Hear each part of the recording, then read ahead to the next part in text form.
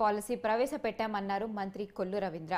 మద్యం దుకాణదారులు సిండికేట్ అయితే చర్యలు తప్పవన్నారు. ఎవరైనా దరఖాస్తు చేసుకునేందుకు అవకాశం ఉందని, ఇతర రాష్ట్రాల నుండి కూడా పెద్ద ఎత్తున దరఖాస్తులు అందుతున్నాయన్నారు. పారదర్శకంగా మద్యం దుకాణాలను అందజేస్తామన్న మంత్రి ఎక్సైజ్ శాఖకు కూడా దీనిపై మార్గదర్శక సూత్రాలు పంపినట్లు చెప్పారు. ఫస్ట్ టైం ప్రవేశపెట్టింది తెలుగుదేశం ప్రభుత్వంలోనే.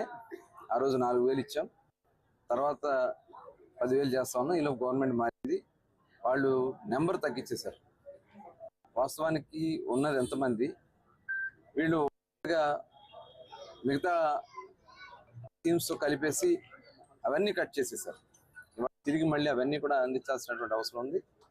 దానికోసమే త్వరలోనే పెంచి ఈ బీపీఎల్ డబ్బులు కూడా త్వరలోనే రాష్ట్ర ప్రభుత్వం అందించబోతోంది. అదే కాకుండా 50 సంవత్సరాలకే పెన్షన్ కూడా, ఆ రోజున 14-19లో 50 సంవత్సరాలకే పెన్షన్ స్కీమ్ కూడా ఇచ్చింది తెలుగుదేశం ప్రభుత్వం. మళ్ళీ దాన్ని కొనసాగిస్తూనే ఉన్నాం. తప్పకుండా ఇంకా రాబోయే కాలంలో మరిన్ని, ఎందుకంటే చాలా ఉన్నాయి. ఎంపీడా కేంద్ర ప్రభుత్వంతో మరి రాష్ట్ర ప్రభుత్వం వాటా కింద ఇస్తే చాలా వచ్చేదానికి అవకాశం ఉంది. అవన్నీ కూడా ఆంధ్ర రాష్ట్రానికి వచ్చే విధంగా తప్పకుండా చేయడం జరుగుతుంది తెలియజేస్తారు. అదే కాకుండా స్కిల్ డెవలప్మెంట్ కూడా వాళ్ళకి అందించాలి. ఆ స్కిల్స్ కూడా స్కిల్ డెవలప్మెంట్ ద్వారా అందించడం జరుగుతుంది. ఇంకా మరిన్ని కార్యక్రమాలు, ఎందుకంటే మొన్ననే ముఖ్యమంత్రి గారితో కూడా చెప్పడం జరిగింది. కామన్ ఫెసిలిటీ సెంటర్ ఇవాళ కేంద్ర ప్రభుత్వం, ఎందుకంటే మన మచిలీపట్నం పోర్టు, అలాగే కొన్ని ప్రాంతాల రాష్ట్రంలో పోర్టులు కానీ వేరే పరిస్థితి సందర్భంలో మత్స్య సంపద డిస్టర్బ్ అవుతా ఉంది. దానివల్ల మత్స్యకారులకు కానీ మత్స్య పరిశ్రమ మీద ఆధారపడిన వాళ్ళకి కానీ ఉపాధి కోల్పోయే పరిస్థితి కనపడుతుంది.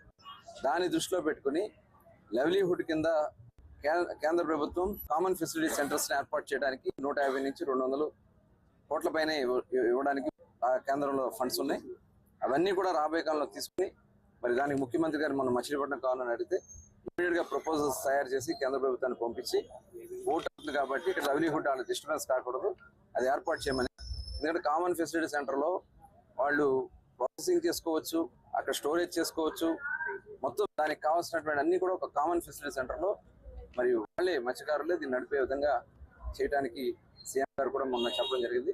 త్వరలోనే అది కూడా అన్ని రాష్ట్రంలో అన్ని ప్రాంతాల్లో కూడా మత్స్యకార వృత్తి ఇబ్బంది కలిగించే ప్రాంతాల్లో ఇవి ఏర్పాటు చేయడానికి రాష్ట్ర ప్రభుత్వం నుంచి కేంద్ర ప్రభుత్వం